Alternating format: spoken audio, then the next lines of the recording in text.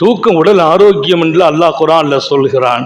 வஜஅல்னா நௌமக்கும் சுபாதா, உடல் ஆரோக்கியத்திற்கு தூக்கத்தை கொடுத்தோம்.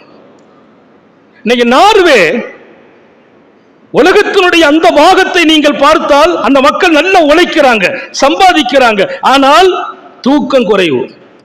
பகல் 21 மணி நேரம், நார்வே நாட்டில் பகல் 21 மணி நேரம், இரவு 3 மணி நேரம். ராத்திரி தூக்கம் ரொம்ப கம்மியாக இருக்குது. பகலில் தூங்குனாலும் இரவு தூக்கத்துக்கு சமமான தூக்கம் கிடையாது.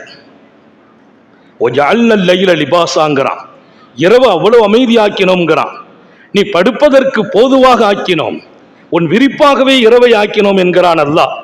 ராத்திரி தூக்கம் இழப்பதை விட சோதனை ஒன்றும் இல்லை.